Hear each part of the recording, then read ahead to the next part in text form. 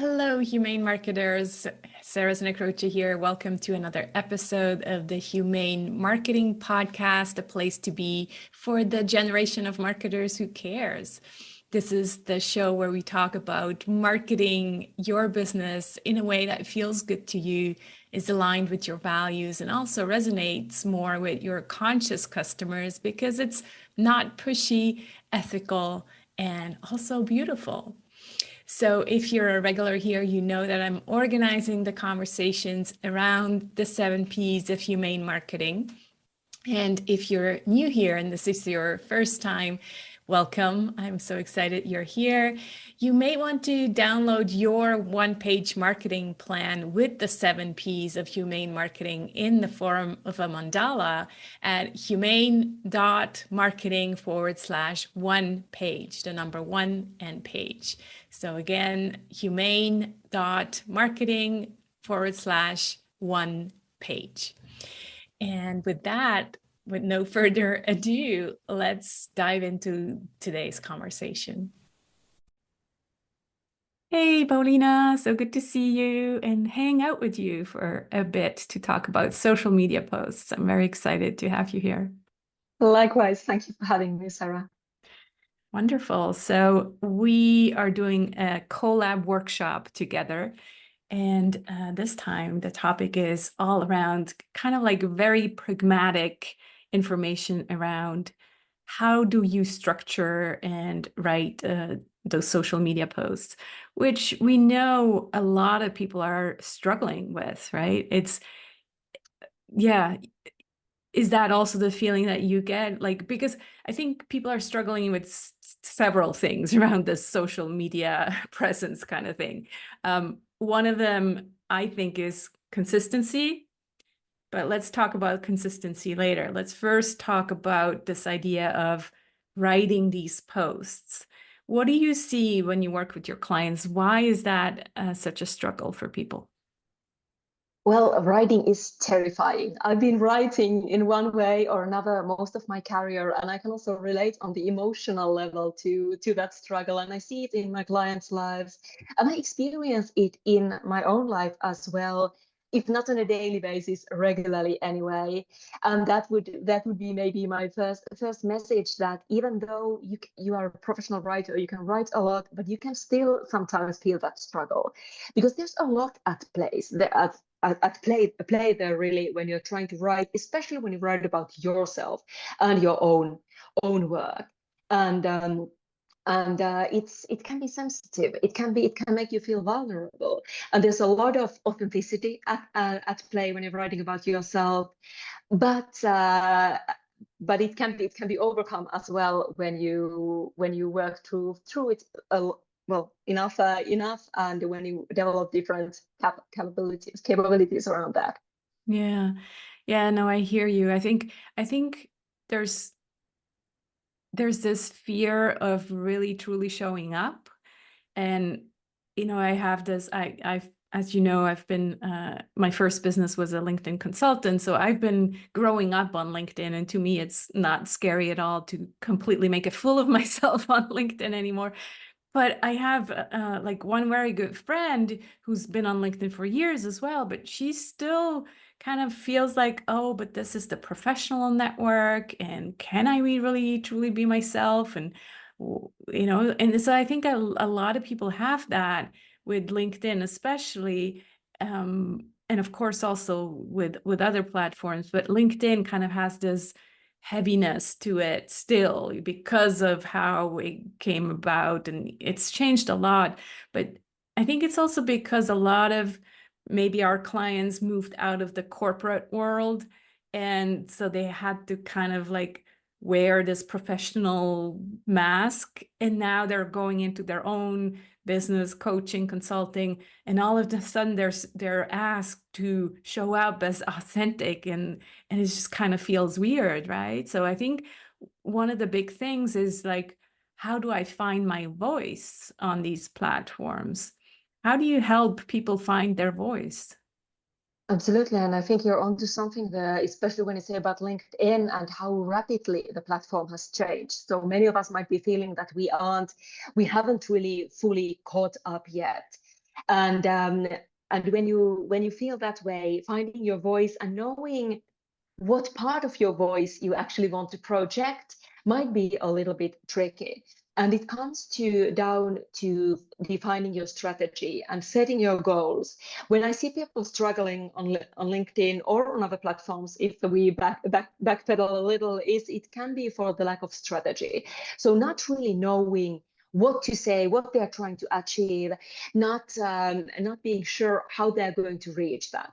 That's a big building block. And if you don't have those questions, it might be very hard to do it confidently. The other reason or the other part that people might be struggling with is the confidence that you also, maybe your friend might be suffering from, not having the confidence or the courage to say what they want, know what they need to say. And then the third element there is the practical part, like how am I going to say it exactly? But you need the three of them so you can be consistent, you can be confident, and that you can be clear about the message, knowing what you're going to say, finding the inner courage, the confidence to project your voice, and then the practice, finding the ways, the strategies, the templates, the frameworks that work for you. And when you have all three in place, it gets a lot easier. But I would also like to say that it's okay if it doesn't always feel easy. Like some of us might feel like, I don't care if I make a complete fool out of myself. I've already done that. And for others, I have clients who've been very, very visible, very present for years, and they still get the wobble of it every now and then. And that can be part of a process as well, and that can be okay. Yeah, I always encourage my change makers to embrace that role. Like that is truly the role of a change maker, and change is not easy, right? And so it almost is part of the change making, is that you have to put that message out there. And yes, it's not going to be easy, but it will get easier because everything gets Exactly. easier with practice. So, Exactly, and but you yeah. get better at it. It might still feel scary at times, but I think it's also a good thing to go towards what's scary or what you're afraid of, because it tells people that you're doing something new, and it's also a part of finding that voice. If you never feel scared, if you always feel super comfortable, maybe you're not fully using your voice or spreading your message. So that's something to keep in mind as That, well. yeah, that just gave me goosebumps. I think that's such a good point, because a lot of people who come to me for humane marketing, they tell me that they've just gone through the motions of marketing, meaning they've just gone through, posting things, kind of like they took some class and some guru told them, well, this is how it works, this is how you have to do it, but without helping them to find their own voice. And so it's these empty posts that just feel like marketing messages. And that is totally less scary, right? The scary thing, like you mentioned at the beginning, is the vulnerability. But that's where the human connection, and that's where you really resonate at this frequency level, and not just like, oh, there's another marketer or there's another copywriter. So you're totally right. It's like if you haven't, if it doesn't feel scary, then ask yourself, well, are you really truly putting yourself in those posts or not? Yeah.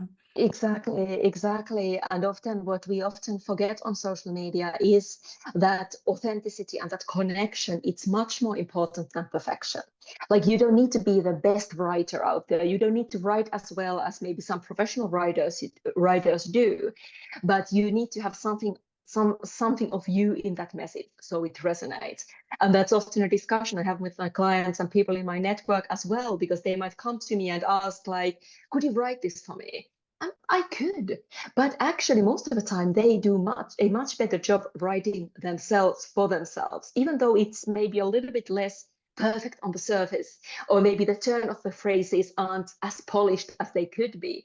But their authenticity and their voice and their experience shines through, and it's much more powerful and it's much more important than the perfection of the message. Yeah, that's so true. I want to come back to the three ingredients you shared, but what you just said also makes me think of AI and how, we could totally just now use ChatGPT or any other tool to have all our posts written, and we're good to go. But what you just mentioned is like, well, how is ChatGPT going to really truly bring in your authentic self? It can, like, I'll have to admit, it does a pretty good job, but you still have to come up with the topics. You guys still have to come up with the experiences. ChatGPT doesn't know your life, these little moments of storytelling that you share to connect. It doesn't know that. So you can use probably AI as a tool to help you kind of fine tune some of your posts. But I would probably say, don't just give it all over to ChatGPT and say, oh, just write my post, because that's kind of probably the risk that we're going to run into, that everything just feels like perfect. And then there's less of that authenticity in there. Again, I'm very much pro ChatGPT, but yeah, I wouldn't just hand it over to write my posts for me at all. No, I wouldn't either. And I think it can be a great sparring partner.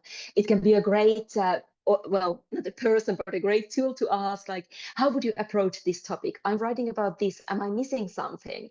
What kind of an analogy would you use to describe this? Or kind of like spar with that, especially if you work alone. It can be super helpful. Yeah. But it only does a very mediocre job in writing for you. And like you said, like, it doesn't know the words you would use. It doesn't come up with creative expressions very often unless you ask specifically. So you need to leave some space for your personality, definitely. Yeah. All right. So getting back to the three ingredients you mentioned is confidence, strategy, and then the actual frameworks and just how to follow. So we're going to cover the how to and the frameworks in our workshop on September 7th. So if you're listening to this or watching us, we'd love to have you join us, humane.marketing/workshop. But we want to cover maybe, I think we talked a fair amount about confidence. Let's talk a little bit about strategy. So I think one of the things people struggle with is that they just, open whatever social media platform it is and then go, what should I write? So how can we better approach this? How do you, help your clients with strategy? Well, the first question I'm helping my clients answer is, what is your message? What is it that you bring to a table? What is it that you can help people with? What are your unique capabilities, your talents? What is special about you? So everything starts with, what do you have to give? Then there's, of course, a question of who you are speaking to, writing to, so you can tailor that message to be relevant for them. And then we come to a question of channels, like where to be present, where to reach those people. But it all starts with, what do you have to share? And focusing on that and nailing that is so crucial, because if you don't know what you are going to say, what is the message you want to get across, well, everything else becomes just very random. Yeah, it's kind of this chicken and the egg thing that we often have, and it's funny because people, like, when I look at beginning coaches or business owners in general, they immediately want to go to social media, right? Without doing the foundational work, getting that clarity. But we can be we can be present on social media for years and years and nothing ever comes out of it if we don't know what we're offering. We don't know who our clients are. We don't know where they are in their journey. So yeah, there's a lot of information that needs to be in place before we ever go on social media. And we can actually kind of hurt our reputation if we go out there too early. And then looking from the outside in, it kind of gets completely confusing for people who are like, one day she's talking about this, the other day about that. It's like, what is she doing? Like, I don't get it.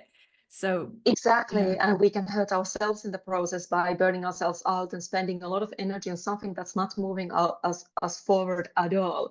Like Mm. it is a little bit of this throwing spaghetti to a wall and seeing what sticks, which can be if you just start shopping on social media channels before setting up the foundation. And then when you set up the strategy, it's really deciding on what kind of spaghetti you're going to use and how long you're going to cook it for before you start throwing it on a wall, and that can really change everything. Of course, there's always that aspect of going out there and just trialing and seeing what works, but it's a whole another world when you do that strategically and don't just start somewhere and do exactly what you just described there. Yeah, yeah, so true. So I want us to give just a little sneak peek about the frameworks, because I think that's what people are, it's nice to have the security of some kind of structure. And yes, we're still saying, well, use the structure, but infuse your own voice, right? Don't just follow it to the dot. But I think it gives people that security to know, oh, okay, there's some kind of structure that I'm following. So without giving everything away, because we would love people to join us for the workshop, but tell us a little bit about these frameworks that you're using. Absolutely. And frameworks, indeed, they can bring this additional layer of security. It's almost like a safety net. It's always have something to fall back on.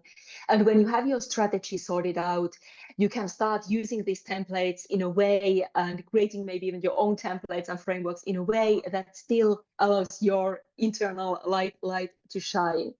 But one of the favorite frameworks I like to use is called STARE, STEA AR, and that is something I like to use, especially when tapping into the emotional aspect of writing and emotional aspect of our readers' lives, because it allows us to look at the situation they're in, the thoughts, the emotions they have about the situation, the actions they take, and then how you can help turn that around so they get different results.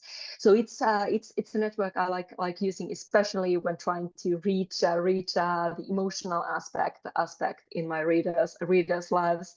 And it's very practical in the sense that even though it sounds like a lot of acronyms to begin with, when you really use it a few times, you can create a beautiful library of templates for yourself. So what do the letters stand for? STEAR. S stands for situation, what's the situation where the reader might be in. T is about the thoughts they have about the situation, and E is about the emotion. So that allows you to put yourself in their shoes and approach the situation from their point of view. A refers to actions. What are the actions they typically take because of the thoughts and the emotions? And what are the actions you could help them take as the professional if they followed your guidance? And R is about the results. What are the results they get? And what are the results they could get if they used your method? So that's why it can be very practical for, especially for service business owners and people selling different services. Yeah, that helps a lot to first kind of project yourself into the client's shoes, and then, using empathy and compassion, understanding their situation, the thoughts, what they're not saying as well, and then bringing it back to you and saying, okay, here's the action I want you to take, and also here's a possible solution I have. I love that. Yeah. And again, we're going to apply that during our workshop, and actually have a breakout room where you ask people to, apply this framework and give them guidance on how to write a post, and then we can share them in the chat and you'll give feedback. I think one thing we're doing well in our community is that we create the time and space to apply what we're learning, and not just content overloading our minds and go, oh, there's like 10 frameworks and this is how it works, and now go off on your own and try to figure it out. I think we need more spaciousness and time to be able to actually integrate all this mind stuff that comes our way. So Yeah, I really look forward to having this kind of hands-on experimenting with your framework. So that sounds great. Any Absolutely, me too. Yeah, any last tips on consistency? Because that's another thing that I think people struggle with. It's like, oh yeah, they can do like, a month and then they get frustrated and tired because there's not enough likes or not enough comments. And then they, feel like, oh, I tried it didn't work. So what would you say in terms of consistency is a good advice? When it comes to consistency, of course, the basics are the first building block. Again, the strategy, the confidence, having the tools in place. So having that strategic block in place is crucial, because it's hard to be consistent if you don't really know where you're going and how you plan to get there. The other thing that's very important are routines. So how do you build your weeks and months so that you have time to create the content that is consistent to you? Often when I start working with my clients, they come to me saying like, oh, I could easily publish every day on LinkedIn or every other day. And then I ask like, how long does it take you to create that content? And they realize it might take them 4 hours, which is a big time commitment for someone else who has other things on their plate as well. So being looking into your weeks and months and seeing what other routines you can build in there so that you can really get your content done. And finally, being realistic with what consistent means to you. Consistent is not necessarily daily. Often on many channels, it means weekly, because if you don't do things often enough, you lose momentum. But it's good to remember that your consistency doesn't need to be someone else's consistency. It's always better to start slow and easy, maybe even if it means that you publish weekly on LinkedIn or even less often, and then build it up from there, so that rather than going the other way around, so trying to do it daily and then falling off the wagon and getting all depressed and having to start all over again next month. Yeah, I couldn't agree more. I think it's something that you could do more if you enjoy it and if it becomes easier and easier. But if it's a drag, then why would you want to do it, more often? I mean, our businesses are supposed to be joyful. And if social media posting is not your favorite thing in your business, well, then reduce it to once per week. And instead of just going through the motions, really take the time to create a more meaningful post rather than just a marketing/sales post. I think that's Exactly, true. Yeah. exactly. And I Mm. think it's so important to work on things that are meaningful and rewarding for you as well, especially if you're a one-person business. It changes when you start having a team around you, because then you can start outsourcing things that don't come naturally. But especially when you're on your own, you're writing about yourself, you are the face and the voice of your business. It's so important to do content and create content that's meaningful and natural to you as well. Yeah. Yeah. So good. Well, I really look forward to this session in our community. Again, if you're listening, this was just kind of a teaser. I hope we gave you enough content still to make you understand how Pauliina is approaching this topic. I only choose my workshop collaborators because we have aligned values. So definitely feel very good about that. So hope to have you join us on September 7th, 2024, humane.marketing/workshop. Pauliina, any last words of wisdom regarding social media? Maybe I think I have listeners who are like, I'm just done with social media. So what would you tell them? Well, do whatever works for your business. If social media doesn't feel good for you for any number of reasons, and not good goes beyond like basic wobbly feet, find other ways to connect with your audience and with your potential clients. Social media is not mandatory. It's a fantastic place to test different ideas, to share your voice, share your message. But there are plenty of others if that doesn't feel like an authentic way for you to connect with the people you're trying to reach. Yeah. Wonderful. Well, thank you so much for doing this, and I can't wait to our workshop together. Thank you for having me, Sarah, and I look forward to diving into all this with the Human Marketing Circle in September. Thank you. Have a wonderful day. You too. Thanks so much for watching and being part of a generation of marketers who cares for yourself, for your clients, and for the planet. We really are change makers before we are marketers. So go ahead, be the change you want to see in the world. And I hope to see you again next week. Take care.